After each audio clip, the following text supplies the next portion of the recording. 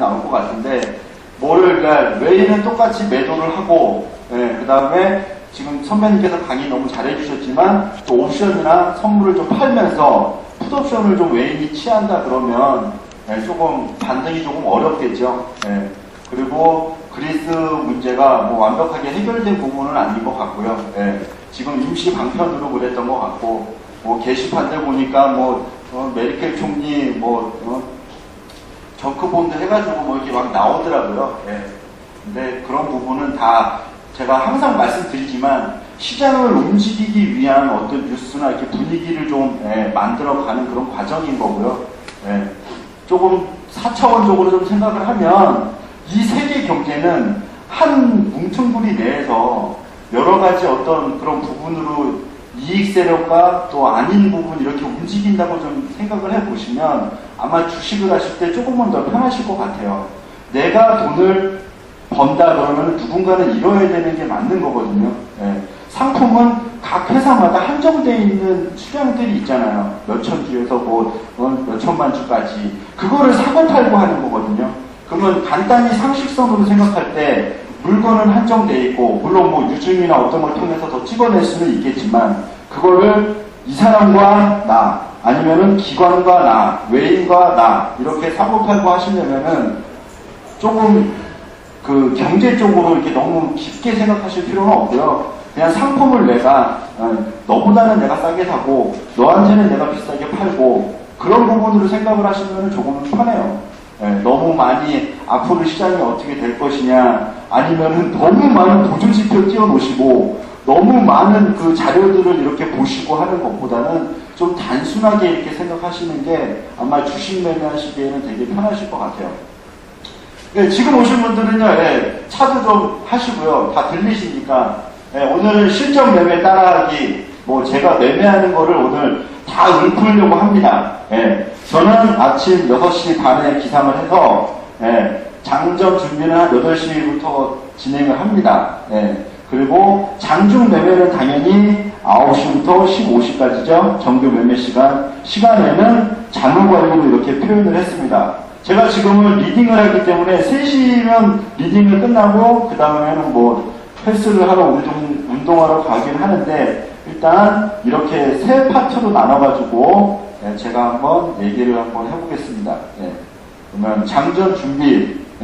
저 같은 경우에는 당일 매매 공략 종목을 전날 준비합니다. 한 6종목이요. 우량주, 코스닥 상관없이 아까 그 검색식들을 보면서 거기서 처음에 한 30종목을 추려요. 그 다음에 거기서 또 10종목 추리고 10종목 추리고 해서 최종적으로 10종목을 등록을 해놓고, 거기서 이제 회원님들하고 매매를 하는 거는 한 6종목 정도 됩니다. 그래서 매매 공략을 먼저 준비를 하시죠. 8시부터 준비를 하시고, 그 다음에 야간 선물 지수, 전날 다우 지수랑 야간 선물 지수를 보면서 시장이 몇 포인트 정도 출발할 것 같다는 예측을 합니다. 그 예측은 시장이 오늘 어느 방향으로 갈지, 얼마 폭으로 움직일 것 같지, 그거를 예측해보는 게 되게 중요한 거거든요. 왜냐하면 앞일은 아무도 몰라요. 다우지수가 올랐다고 해서 꼭 갭상승 출발하는 건 아니거든요. 그러면은 여러 가지 변수 상황을 해놓으세요. 야간 선물 지수를 보시면 개파락할 확률이 높겠구나. 그럼 개파락해서 올라갈지 내려갈지 그거를 다 미리 메모지에다가 이렇게 해놓으세요. 오늘 지수 밴드의 움직임을요. 그게 귀찮은 것 같지만 그 전쟁터 나가기 전에 조금 그 전쟁의 규모를 보는 거거든요. 이 선에서 내가 상품을 사고 팔고 한다. 그렇기 때문에 예측을 좀 해서 메모지에 적어 놓으시고요. 그 다음에 그 6종목의 동시효과를 관찰을 좀 하는 겁니다.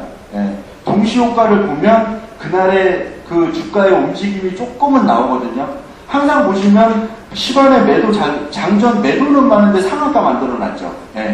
그러면 이거는 상한가를 간다는 거야? 아니면은 물량을 좀 팔려고 착시 효과를 노리는 거겠죠. 근데 매수는 막 27만 주, 한 50만 주 있는데 동시효과 상황은 8시 반까지 하한가를 유지하거나 이러면 좀 물량을 좀 가져가겠다. 이런 또 그런 부분이 되고요.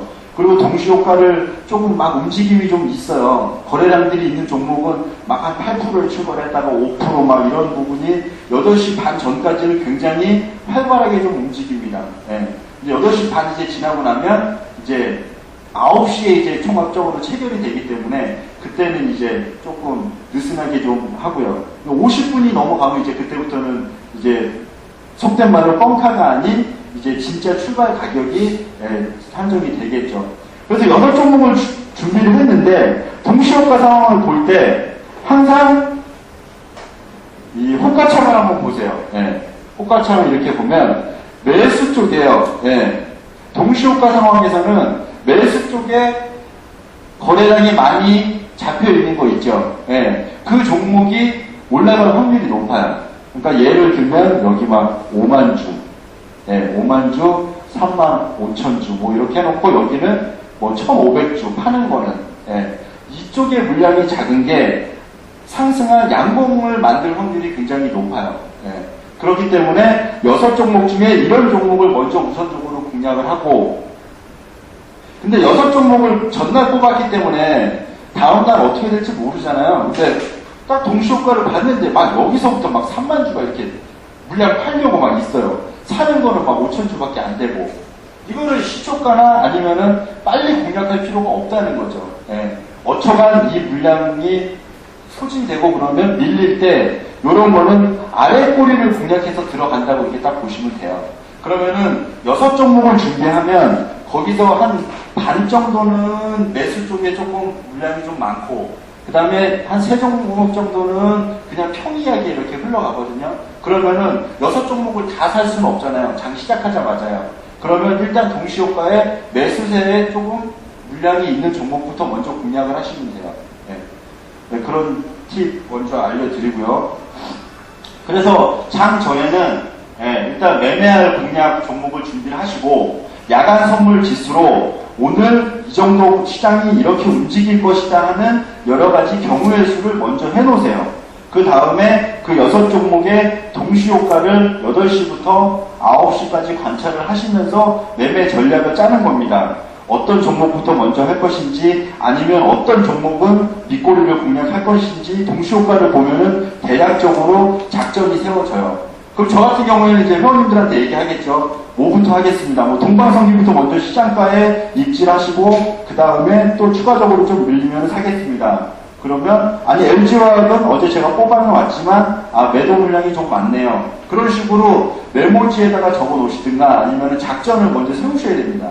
왜냐면 9시 딱 시작되면은 막 움직이잖아요. 그러면 계획적인 매매를 하시려고 하는 분도 뇌동매매를 하실 수밖에 없고 순간적으로 갖고 있는 종목이 빠지면은 조금 흔들리실 수가 있어요. 그렇기 때문에 장 전에 미리 준비를 해놓는 겁니다.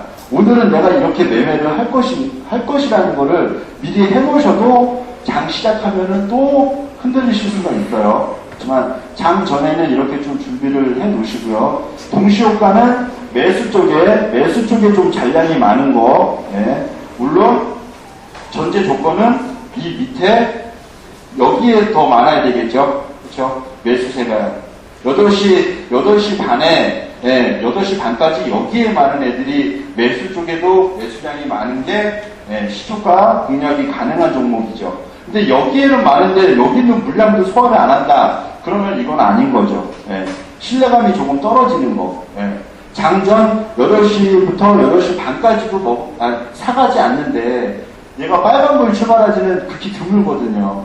전날 종가에도 안 사는데 2, 3% 상승할 일은 거진 없기 때문에요. 전날 여기에 매도 물량이 많은 것보다는 매수 물량이 많은 것 중에 그리고 또 호가창에도 매수가 많은 종목이 시초가 공략이 가능하시다. 그거 말씀드리고요. 장전은 이렇게 시장하고 종목을 먼저 준비하시면 되고요. 그 다음에 장중 매매. 그러니까 장의 거래 시간이 9시부터 15시라는 거죠. 그 하루 종일 매매하시라는 게 아니시거든요. 그러니까 저 같은 경우에는 9시, 10시, 11시 이렇게 딱 한 파트, 두 파트를 나눠요. 9시부터 10시까지, 그러니까 전투 1게임. 그 다음에 10시부터 11시까지 전투 2게임. 모든 단타는 9시에서 10시 사이에 끝내야 됩니다. 예. 왜냐하면 이 그 3번 봉이 10개면은 30분이잖아요. 그쵸? 그러니까 10개에서 20개 사이에 매매를 끝내야 돼요. 예. 3번 봉을 한 두세 개 보고 지지가 된다 그러면 들어가야 되는 거고요. 만약 부딪힌다 그러면 팔아야 되는 거죠. 그래서 9시 반에서 10시까지 하고, 만약 거기서 수익을 챙긴다 그러면은 매매를 그날은 끝이에요. 예. 근데 수익을 못 챙기고 만약 시초가부터 작은 종목이 밀렸다 그러면은 일단 조금 여유 있게 보는 거죠. 수익이 좀 챙겼으면요. 근데 전 종목이 다 빠진다 그럴 때는 한 두 종목 정도는 손절을 하고 두 종목 정도는 11시까지 보는 거죠. 네 종목을 다 가지고 점심시간도 넘기고 오후에 올라갈 거라 하는 거는 자기 그냥 합리화밖에 안 되는 거예요. 네, 오후에 시장이 오른다고 해도 이미 오전에 시세를 분출을 못한 종목들은요, 오후에도 그렇게 큰 그런 게 없어요. 대신 이제 분봉상에 하루 종일 1430원에서 1450원을 왔다 갔다 하다가 끄트머리에 올리는 종목들은 이제 그때 반을 청산을 하고 아니면 반을 가져가고 이러는 분위기로 가는 거지만, 아침부터 이렇게 3분봉이 출렁거리는 종목은 11시 안에 정리하시는 게 좋아요.